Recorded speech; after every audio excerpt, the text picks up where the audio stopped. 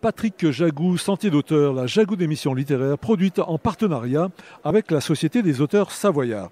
Aujourd'hui, j'ai le plaisir d'accueillir Jean-Marc Tchiquero. Jean-Marc Tchiquero, où êtes-vous né? Êtes-vous savoyard?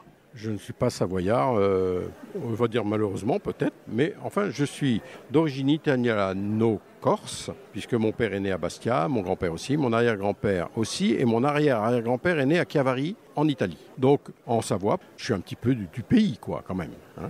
Jean-Marc Tchiquero, vous écrivez, à part écrire, que faites-vous dans la vie? J'écris. Voilà. De 1957 à 2004, j'ai été facteur d'orgue. Ensuite, j'ai collaboré avec mon fils qui a repris l'entreprise derrière moi. Malheureusement, c'est un métier quand même sinistré.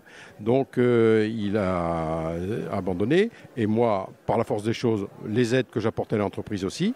Et donc, depuis, j'écris des livres spécialisés sur l'orgue, puisque c'est ce que je sais faire le mieux, pour écrire des choses qui n'ont jamais été écrites. Ou pour, comme c'est le cas pour mon dernier ouvrage, rendre hommage à mes confrères, tous les gens qui travaillent dans l'orgue, qui sont souvent dans l'ombre, on n'en parle pas, et pourtant, ce que des gens pendant des siècles admirent a été fait par des mains, des gens dont on ne sait rien, et j'ai essayé de corriger cette injustice. Jean-Marc Tchiquero, est-ce que vous voulez bien nous parler du dernier ouvrage que vous venez d'écrire, intitulé « Hommage à une passion ».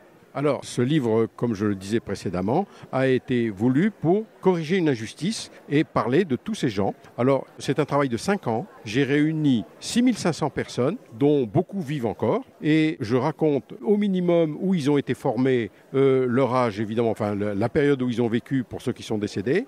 Et des petites histoires, des anecdotes qui existent dans tous les métiers, qui sont souvent rigolotes et qui, pour moi, sont importantes parce que les anecdotes font partie du patrimoine aussi, je pense.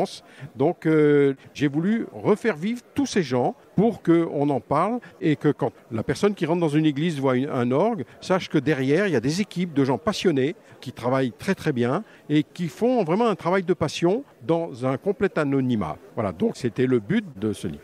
Si je peux rajouter juste quelque chose, c'est que ma volonté au départ, comme je suis généalogiste amateur, je voulais faire une généalogie de la formation des facteurs d'orgue. Alors j'ai commencé, j'ai beaucoup rassemblé de choses pour dire un tel, il a appris avec un tel et un tel. Mais autant c'est facile de présenter une généalogie quand on a un père et une mère, autant c'est difficile de faire une généalogie quand on a été formé par 6 ou 8 personnes. Donc je ne savais pas comment j'allais présenter ça. Du coup, ça m'a mis sur le chemin de parler de tout le monde. Et mes confrères appellent ce livre le dictionnaire des facteurs d'orgue. Ça me flatte beaucoup, mais je demande, en tant que personne ayant créé un dictionnaire, à rentrer sous la coupole. Voilà. Chers auditeurs, nous parlions aujourd'hui de l'ouvrage de Jean-Marc Tchiquero intitulé « Hommage à une passion », publié aux éditions OBCD Visuel.